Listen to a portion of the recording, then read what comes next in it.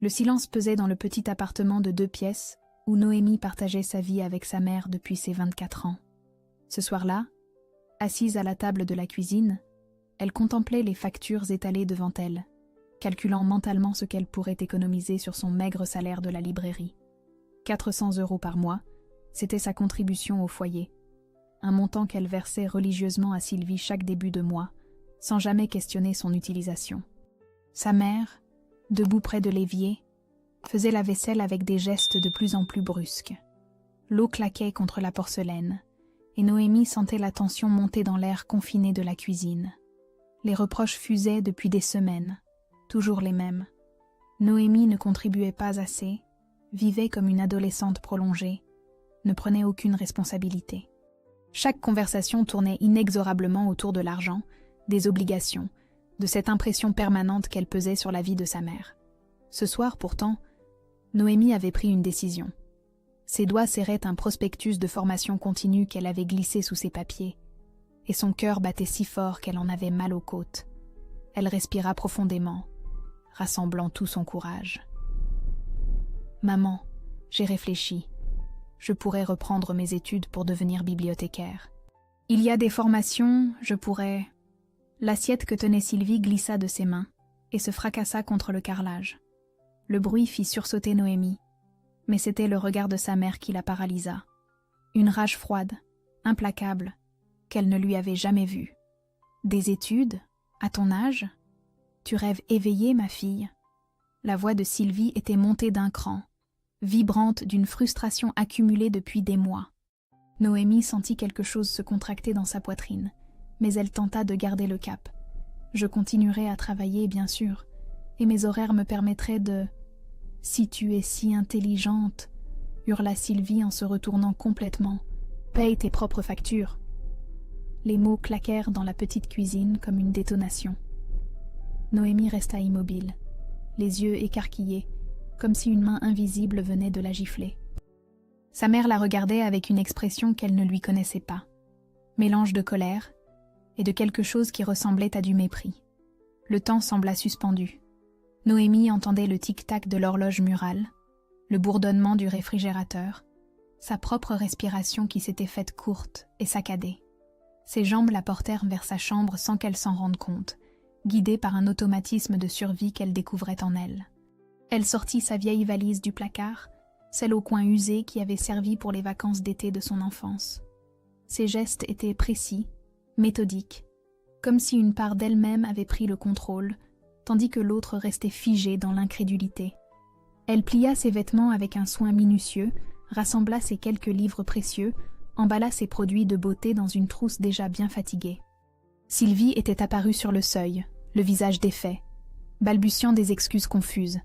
Mais Noémie ne l'entendait plus. Un rideau invisible était tombé entre elles, séparant définitivement l'avant de l'après. Quelque chose s'était cassé, quelque chose qu'aucune excuse ne pourrait réparer. La nuit était tombée quand elle referma la valise d'un claquement sec.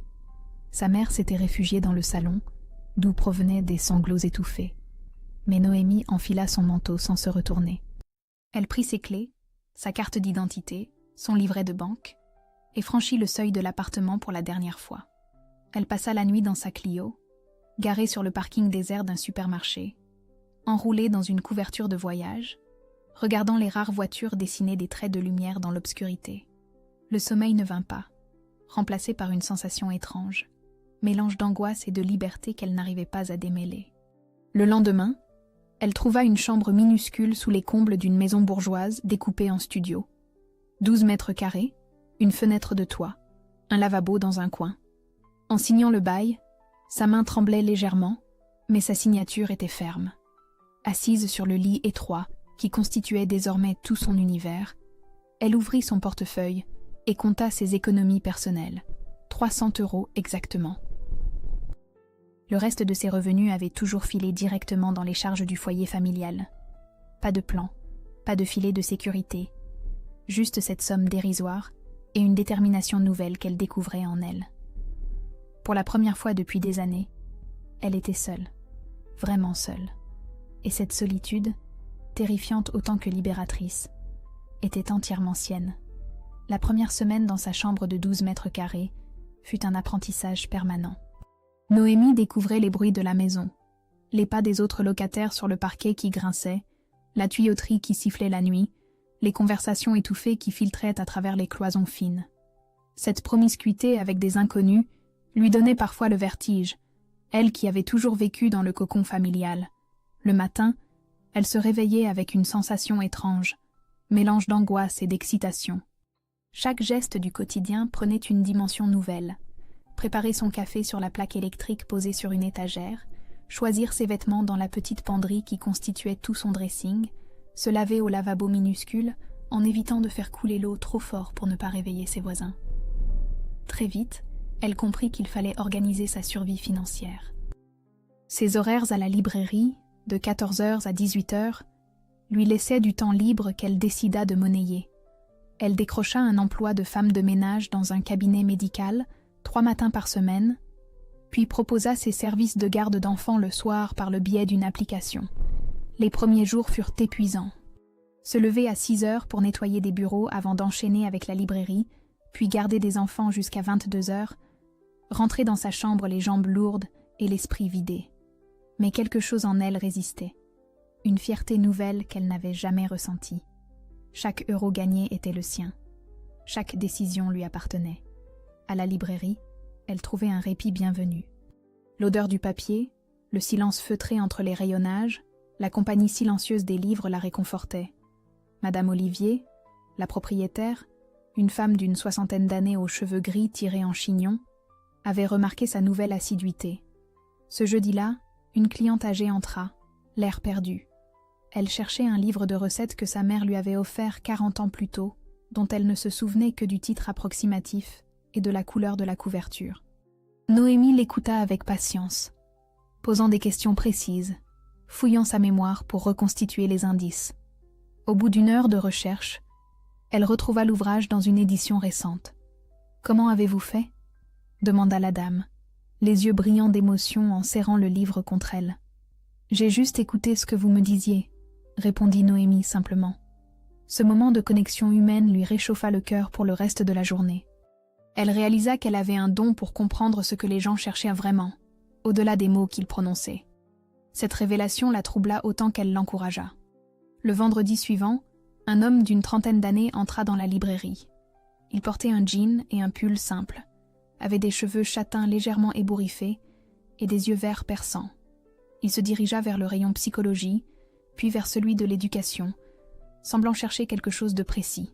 « Je peux vous aider ?» proposa Noémie en s'approchant. Il leva la tête et lui sourit. Ce sourire transforma complètement son visage, le rendant lumineux. « Je cherche des livres sur la bibliothérapie pour mon travail. Je suis assistant social. »« Alexandre, » dit-il en lui tendant la main. « Noémie ?» répondit-elle, troublée par la chaleur de sa poignée de main. Ils passèrent un quart d'heure à discuter livres, méthodes pédagogiques, approches thérapeutiques par la lecture. Alexandre semblait passionné par son métier, et Noémie découvrait qu'elle connaissait plus de choses qu'elle ne le pensait sur le pouvoir des mots pour guérir. Quand il partit avec ses achats, elle resta songeuse derrière le comptoir. Il y avait longtemps qu'une conversation ne l'avait pas autant stimulée intellectuellement. Mais aussitôt, une petite voix intérieure la ramena à la réalité. Elle n'avait pas le droit de penser à autre chose qu'à sa stabilité financière. Les sentiments, l'attraction, tout cela était un luxe qu'elle ne pouvait pas se permettre. Le soir, en rentrant dans sa chambre après avoir gardé 2 enfants turbulents, elle s'assit sur son lit et fit ses comptes. En combinant tous ses emplois, elle arrivait tout juste à payer son loyer et à se nourrir. Il ne lui restait presque rien pour épargner, encore moins pour envisager une formation. Cette réalité la frappa de plein fouet. Elle avait conquis son indépendance. Mais à quel prix ? Et surtout, était-ce vraiment cela, la liberté ?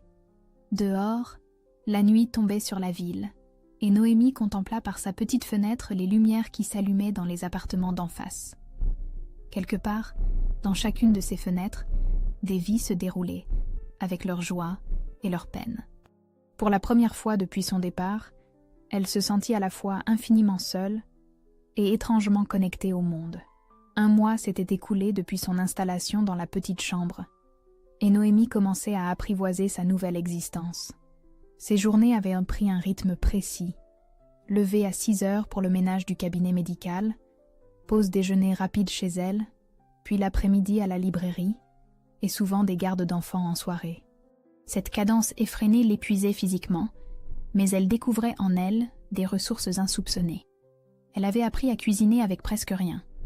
Pâtes, riz, légumes de saison achetés en fin de marché, œufs, elle jonglait avec un budget alimentaire de 15 € par semaine.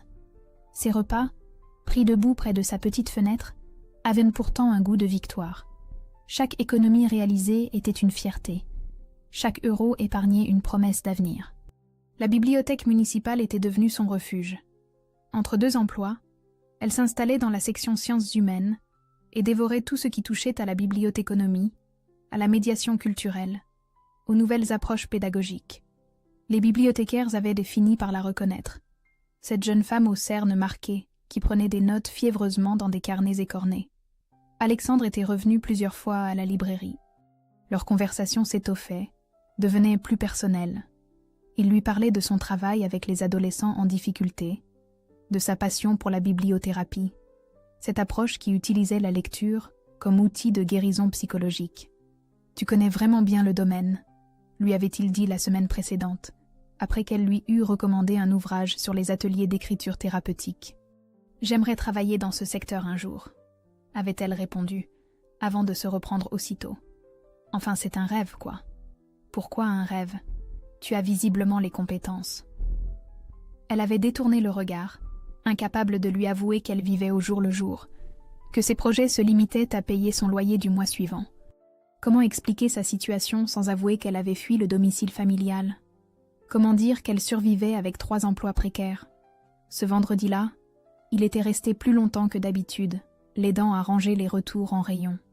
Leurs gestes s'accordaient naturellement, leurs discussions se poursuivaient entre les étagères. Noémie sentait naître entre eux une complicité qui la troublait autant qu'elle l'effrayait. « Tu as lu Pénague sur la lecture plaisir ?» demanda-t-il en replaçant un livre d'éducation. « Bien sûr, comme une drogue dure, c'est exactement ça. Les mots peuvent sauver. » Il s'arrêta, la regarda intensément. « Tu parles comme quelqu'un qui sait de quoi il parle. » Cette remarque la fit rougir. Elle détourna la conversation, mais garda précieusement cette phrase qui résonnait juste. Alexandre semblait voir en elle quelque chose qu'elle-même ne percevait pas encore clairement. Les soirs où elle n'avait pas de garde d'enfants, elle se promenait dans son quartier. Ces balades solitaires lui permettaient de décompresser, de digérer les émotions de la journée. Elle observait les façades, imaginait les vies qui se déroulaient derrière les fenêtres éclairées, se surprenait à rêver d'un avenir plus stable. Mais ce mardi soir, en rentrant d'une garde particulièrement difficile, elle trouva une lettre glissée sous sa porte. Son propriétaire, M. Dubois, l'informait d'une augmentation de loyer de 150 € à partir du mois suivant. Les mots dansaient devant ses yeux. Travaux de rénovation, remise aux normes, augmentation générale des charges. Elle s'assit lourdement sur son lit, la lettre tremblante entre ses mains. 150 € de plus, c'était presque l'équivalent de son salaire à la librairie. Même en travaillant davantage, elle n'arriverait jamais à absorber cette hausse. Les larmes lui montèrent aux yeux. Non pas de tristesse, mais de rage impuissante. Pour la première fois depuis son départ, l'idée de retourner chez sa mère lui traversa l'esprit. Cette pensée la révolta aussitôt. Elle avait goûté à la liberté, découvert ses propres forces, appris à se débrouiller seule. Jamais elle ne renoncerait à cette indépendance chèrement conquise. Mais alors que faire ? Chercher un autre logement avec si peu de revenus semblait mission impossible. Accepter un 4e emploi risquait de la mener à l'épuisement total. Elle contempla par sa fenêtre les lumières de la ville qui scintillaient dans la nuit, cherchant une solution dans ce paysage urbain qui l'avait accueillie un mois plus tôt. L'angoisse lui serrait la gorge. Mais au fond d'elle-même, une petite flamme continuait de brûler. Cette flamme qui l'avait poussée à partir, qui la faisait tenir jour après jour, qui lui soufflait que quelque part, une issue existait. Il fallait juste la trouver, et vite. Noémie passa 3 jours à tourner en rond dans sa chambre, la lettre d'augmentation posée sur sa petite table comme une sentence. Elle avait fait et refait ses calculs. Impossible d'absorber cette hausse, même en multipliant les heures de garde d'enfants. La panique montait en elle par vagues successives, entrecoupées de moments d'espoir irrationnel où elle se persuadait qu'une solution finirait par apparaître. Elle avait commencé à chercher d'autres logements sur Internet, mais les prix pratiqués dans le secteur la décourageaient rapidement. Les rares chambres abordables se situaient en banlieue lointaine, ce qui rendrait impossible le maintien de ses 3 emplois. Le piège se refermait sur elle, et l'angoisse lui nouait l'estomac en permanence. Ce vendredi soir, épuisée par une journée particulièrement difficile, elle venait de s'allonger sur son lit quand son téléphone vibra. Le nom qui s'affichait sur l'écran la figea, « Maman ». Depuis 1 mois, aucun contact. 1 mois de silence radio après cette soirée explosive qui avait tout changé. Elle hésita longuement avant de décrocher, le cœur battant. « Allô ? Noémie ? C'est maman ?» La voix de Sylvie était tendue, presque suppliante. Noémie l'entendit respirer difficilement à l'autre bout du fil. « Qu'est-ce qui se passe ? Je ne comprends pas. L'électricité est coupée depuis ce matin. Et le gaz aussi. Ils disent que c'est pour impayé, mais c'est impossible. » Noémie se redressa sur son lit, soudain alerte. Sa mère semblait véritablement perdue, presque paniquée. « Tu as vérifié tes comptes ? Les prélèvements automatiques ? » « Oui, bien sûr. Enfin, je croyais... Noémie, je ne sais plus quoi faire. J'ai appelé EDF. Ils me parlent de factures impayées depuis 2 mois. Mais ce n'est pas possible, j'ai toujours... » Sa mère s'interrompit brutalement. Un silence pesant s'installa, et Noémie comprit qu'elle venait de réaliser quelque chose. « Maman, tu es toujours là ? Les 400 €, murmura Sylvie d'une voix blanche. Les 400 € que tu me donnes. Donnés chaque mois. Qu'est-ce qu'ils ont, ces 400 €? C'est avec ça que je payais l'électricité et le gaz. Depuis toujours. Depuis que tu as commencé à travailler. » Noémie sentit le sol se dérober sous elle. Sa contribution mensuelle, qu'elle croyait symbolique, couvrait en réalité les factures énergétiques de l'appartement familial. Sa mère avait organisé toute sa gestion financière autour de cet apport, sans jamais le lui dire. « Tu veux dire que sans mes 400 €, tu ne peux pas payer tes factures ? Je pensais que c'était temporaire, ton départ, que tu reviendrais rapidement. Je n'ai pas fait le rapprochement avec les factures, jusqu'à ce matin. » La révélation frappa Noémie comme un coup de massue. Pendant des années, elle s'était sentie en dette envers sa mère, culpabilisée de ne pas contribuer assez au foyer. Et voilà qu'elle découvrait qu'elle était en réalité indispensable à l'équilibre financier familial. « Pourquoi tu ne me l'as jamais dit ? » Parce que c'était normal. Tu vivais chez moi, tu participais aux frais, c'était... normal. Maman, tu m'as fait croire que je profitais de toi. Ce n'était pas... Je ne voulais pas... Sylvie éclata en sanglots au téléphone. Des pleurs d'adultes désemparés qui firent quelque chose d'étrange à Noémie. Sa colère se mêlait d'une compassion qu'elle ne s'expliquait pas. « Noémie, s'il te plaît, rentre à la maison. On peut s'expliquer. On peut... » « Non, maman. » Le mot était sorti tout seul, ferme et définitif. « Parce que tu m'as dit de payer mes propres factures, maman. C'est exactement ce que je fais maintenant. » Le silence qui suivit fut assourdissant. Noémie entendit sa mère hoqueter, chercher ses mots. « Je suis désolée. J'ai dit ça sous le coup de la colère. Je ne pensais pas. » « Si, tu le pensais. Et tu avais peut-être raison au fond. Noémie, je t'en supplie. Je vais t'aider pour les démarches avec EDF, mais je ne rentre pas. » Elle raccrocha, les mains tremblantes. L'ironie de la situation la frappait de plein fouet. Au moment où elle-même se trouvait en difficulté financière, elle découvrait que sa mère dépendait entièrement d'elle depuis des années. La colère, la tristesse et une satisfaction amère se mêlaient dans son cœur. Pour la première fois, les rôles s'étaient inversés. Et cette inversion changeait tout. Le lendemain matin, Noémie rappela sa mère après une nuit blanche passée à réfléchir. Elle avait pris une décision, l'aider à démêler ses problèmes financiers, mais depuis sa propre chambre, en gardant cette distance qu'elle avait mis tant d'énergie à construire. Ce compromis lui semblait juste, équilibré entre compassion filiale et préservation de son indépendance. La conversation commença dans la retenue, presque la politesse. Noémie proposa son aide pour comprendre les factures, négocier un échéancier avec EDF, remettre de l'ordre dans le chaos financier. Mais quand elle précisa qu'elle ne rentrerait pas à la maison, L'atmosphère se tendit immédiatement. « Tu veux m'aider à distance, comme une assistante sociale ?» demanda Sylvie d'une voix coupante. « Maman, je veux juste qu'on trouve une solution. » « La solution, c'est que tu reviennes, qu'on redevienne une famille normale. » Cette phrase révélait toute l'incompréhension de sa mère face à sa démarche d'indépendance. Pour Sylvie, le retour de Noémie était la seule issue envisageable, la seule manière de restaurer un équilibre familial qu'elle idéalisait rétrospectivement. La discussion dégénéra rapidement. L'orgueil blessé de Sylvie transformait chaque proposition d'aide en humiliation supplémentaire. Elle accusait sa fille de vouloir la punir, de prendre une revanche sadique sur les mots prononcés un mois plus tôt. Cette interprétation des intentions de Noémie la révolta autant qu'elle la blessa. Au fil des reproches et des accusations, une vérité émergea peu à peu. Depuis la mort de son mari 10 ans plus tôt, Sylvie n'avait jamais vraiment appris à gérer l'argent. Elle avouait entre deux sanglots sa terreur face aux chiffres, son incapacité à comprendre les prélèvements automatiques, sa honte de se sentir dépassée par des tâches que tout adulte était censé maîtriser. Cette révélation bouleversa Noémie. Elle découvrait une mère fragile, effrayée par la complexité du monde moderne, qui avait camouflé ses faiblesses derrière une autorité de façade. L'agressivité constante de ces derniers mois prenait soudain un autre sens. C'était la panique d'une femme qui perdait pied et s'accrochait désespérément à sa fille comme à une bouée de sauvetage. « Je ne savais pas, maman. Si tu me l'avais expliqué... » « Comment voulais-tu que je l'explique? Que j'avoue que ta mère de 52 ans ne comprend rien aux banques, que sans ton père, je suis perdue ?» Cette confession changea la donne émotionnelle de leur relation.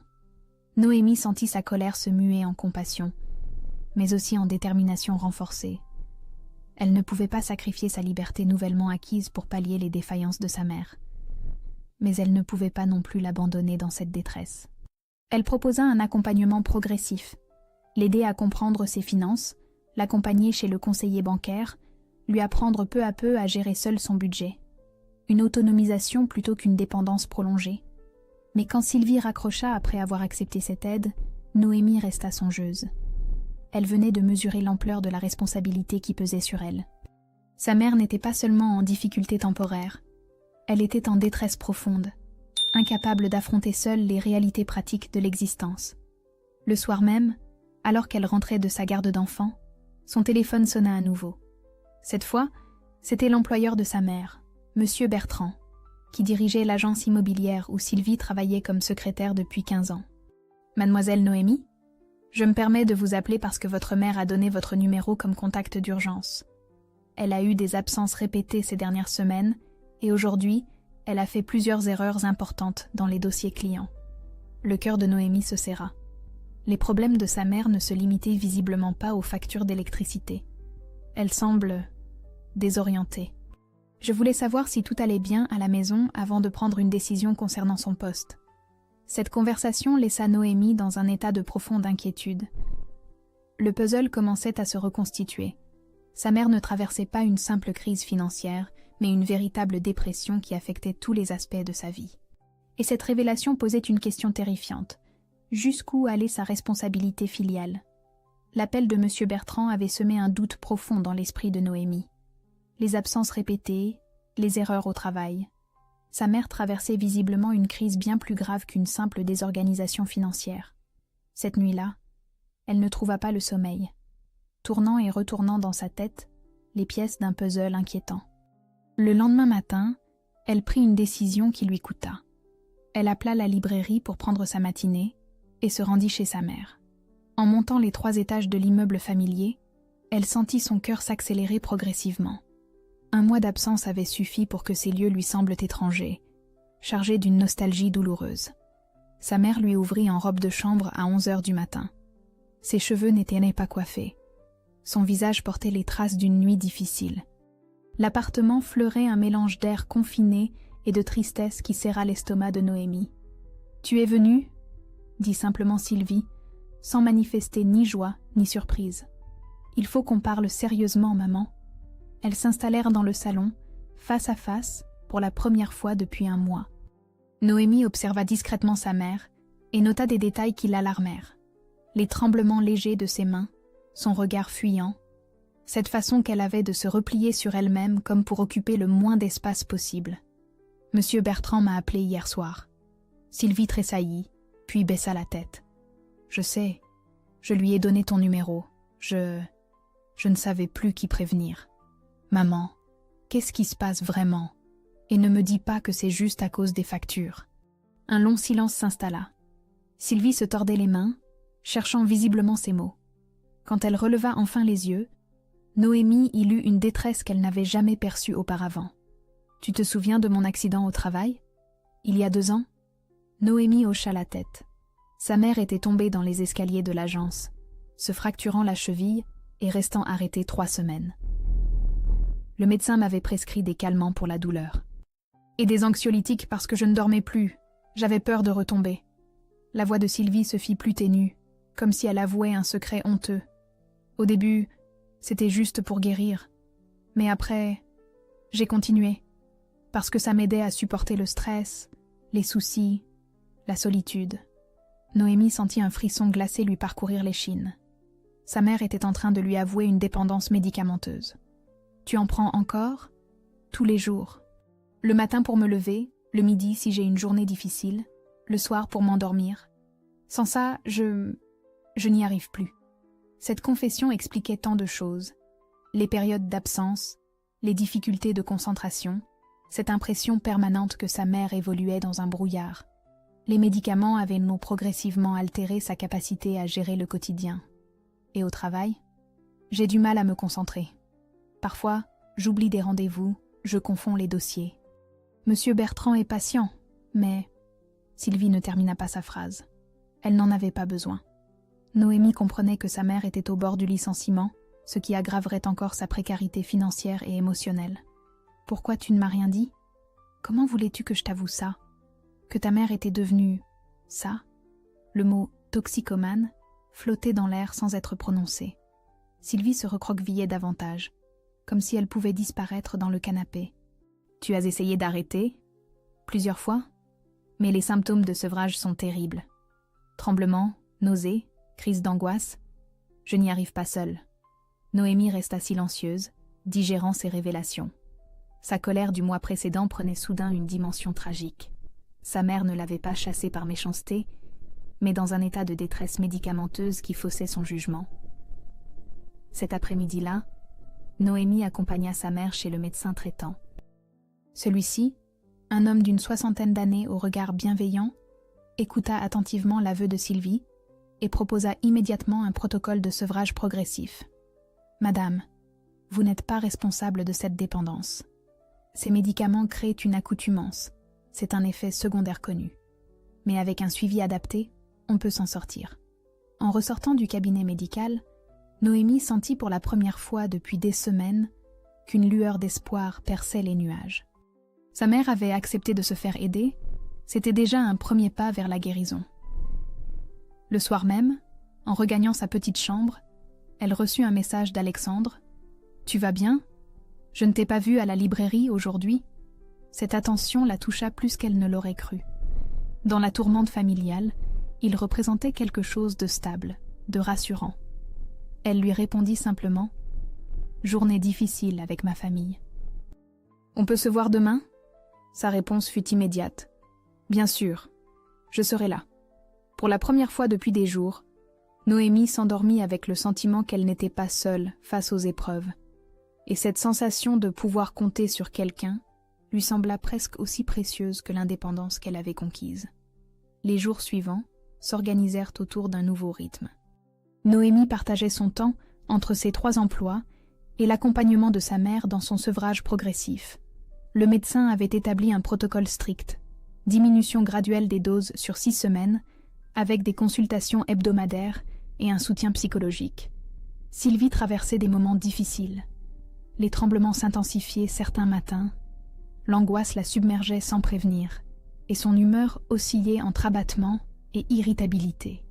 Mais pour la première fois depuis des mois, elle semblait avoir retrouvé une lucidité qui permettait enfin un vrai dialogue entre elles. « Je comprends maintenant pourquoi tu es partie », lui avait-elle dit lors d'une de leurs conversations téléphoniques quotidiennes. « J'étais devenue invivable. » Cette reconnaissance touchait Noémie plus profondément que tous les reproches passés.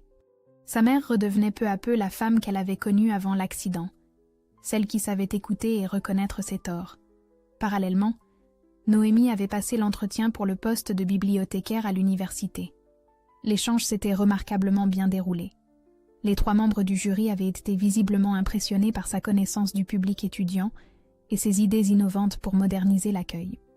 Mais la directrice des ressources humaines avait tempéré son enthousiasme. Le poste requiert une formation complémentaire de 3 mois en gestion documentaire numérique. Elle coûte 1 500 € et doit être financée par le candidat retenu. Cette somme représentait pour Noémie l'équivalent de 4 mois d'économie dans le meilleur des cas.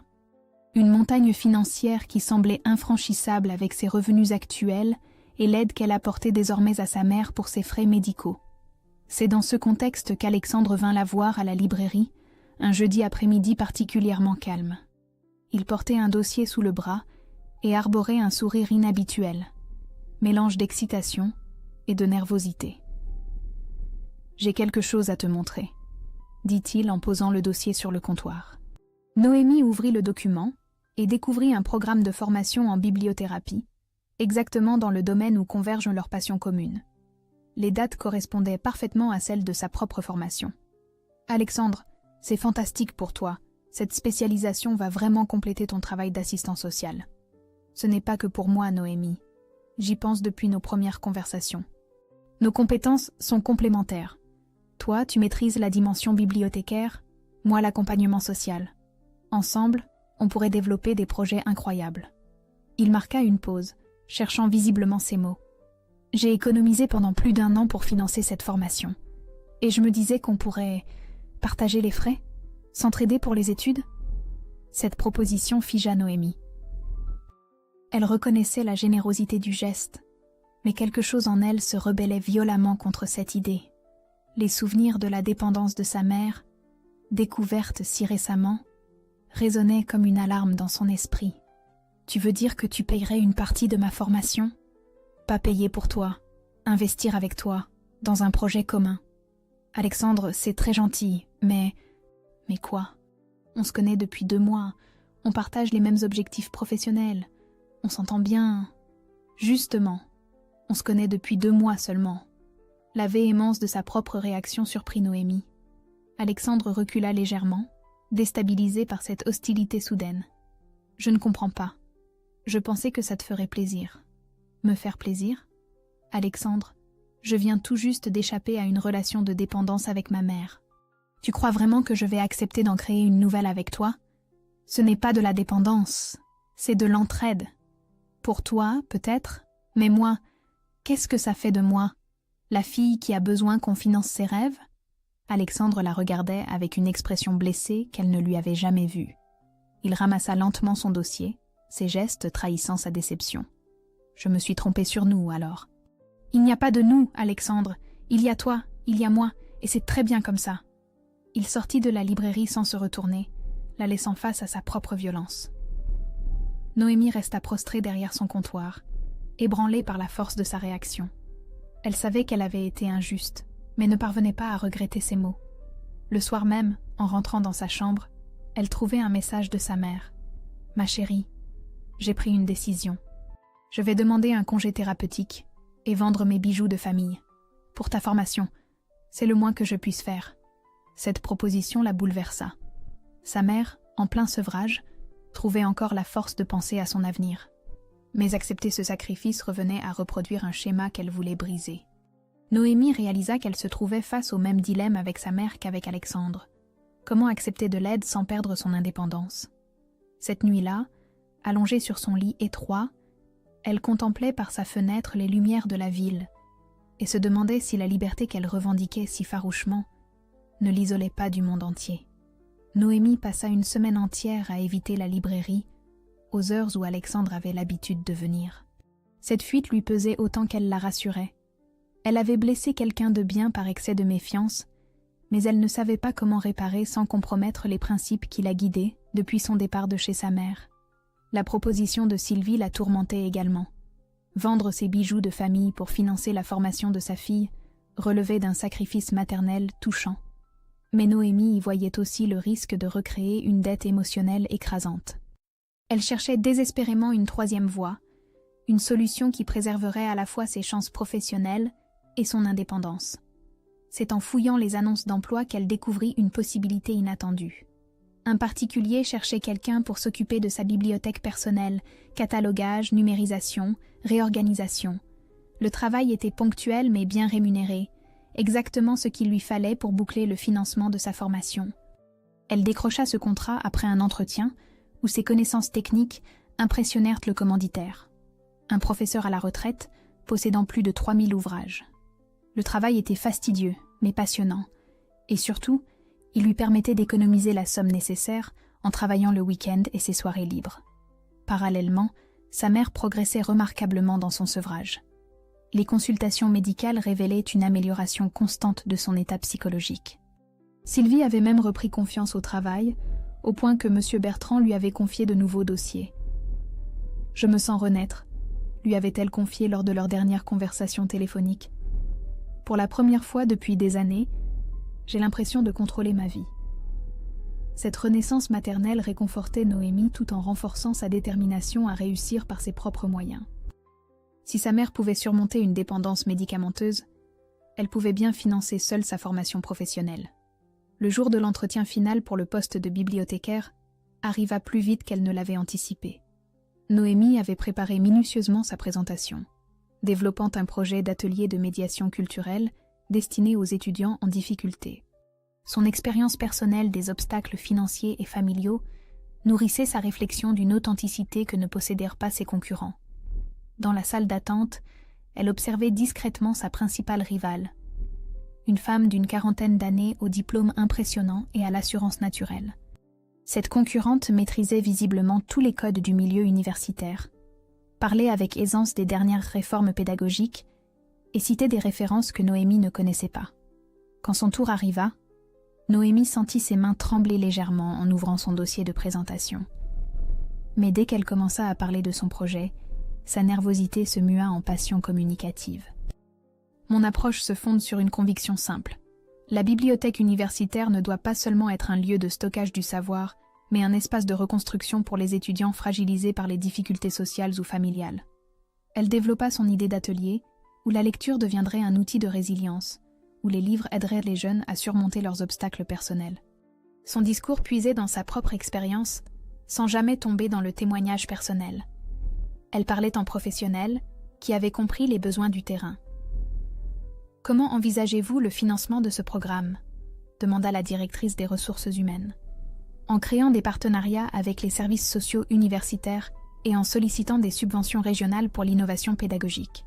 J'ai d'ailleurs déjà identifié 3 sources de financement potentielles. » Cette réponse concrète sembla faire mouche auprès du jury. Noémie sentit que son pragmatisme équilibrait efficacement son idéalisme. En sortant de l'entretien, elle croisa Alexandre dans le hall de l'université. Il portait un dossier d'inscription et semblait aussi surpris qu'elle de cette rencontre. « Noémie, comment ça s'est passé ?»« Bien, je pense. Et toi, qu'est-ce que tu fais ici ?»« Je viens de m'inscrire en formation continue. Bibliothérapie, finalement. » Ils restèrent face à face, embarrassés par cette conversation impromptue. Alexandre brisa le silence le premier. « J'ai réfléchi à notre dernière discussion. Tu avais raison de refuser mon aide. J'ai confondu générosité et appropriation de tes projets. » Cette reconnaissance touchait Noémie plus qu'elle ne l'aurait imaginé. Elle réalisa qu'Alexandre lui avait manqué, pas seulement comme ami, mais comme quelqu'un qui partageait vraiment ses aspirations professionnelles. « J'ai été trop brutale avec toi. Tu ne méritais pas ça. » « Si, je le méritais. J'essayais de résoudre tes problèmes à ta place. C'était paternaliste. » Cette lucidité le grandissait aux yeux de Noémie.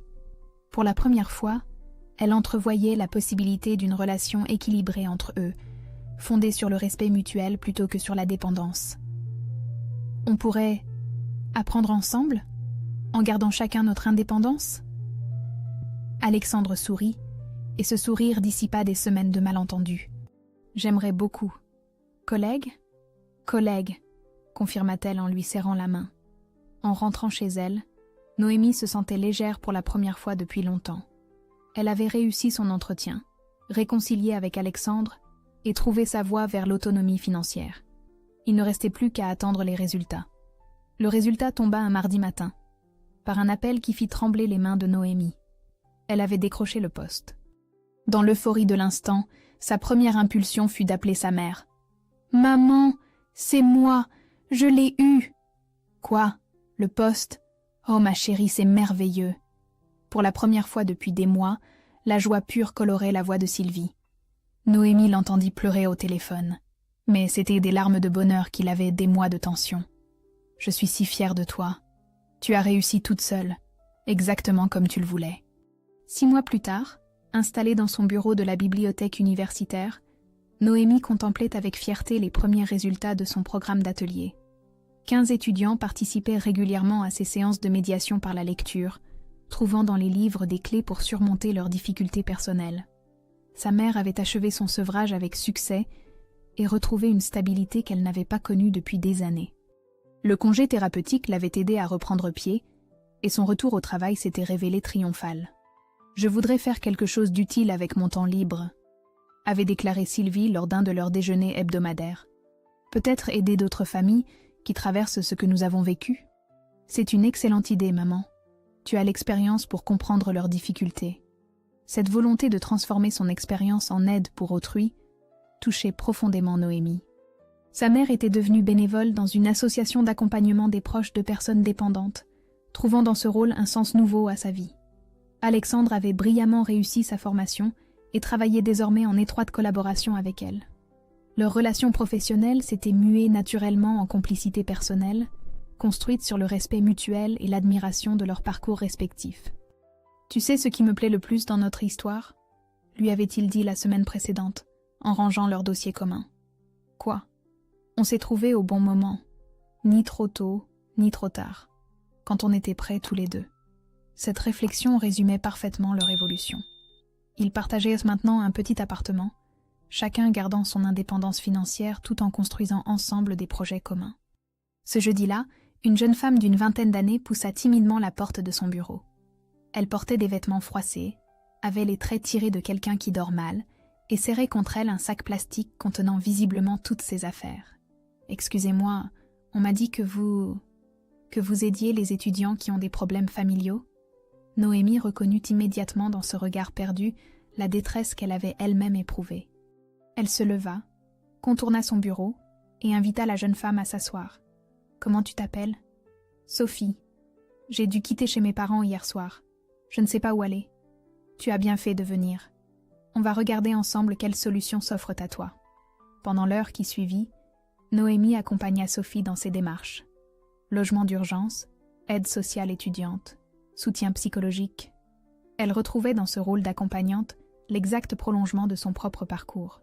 Le soir, en rentrant chez elle, elle croisa sa mère dans l'entrée de leur immeuble. Sylvie sortait de sa réunion d'association, le visage rayonnant.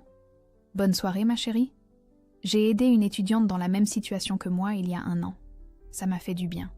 Tu sais ce que tu m'as appris, Noémie ? Non, quoi ? Qu'aimer quelqu'un, c'est accepter qu'il grandisse, même si ça fait mal au début. » Noémie serra sa mère dans ses bras, mesurant le chemin parcouru depuis cette soirée explosive qui avait tout déclenché. Elles avaient appris à s'aimer autrement, dans le respect mutuel et l'indépendance.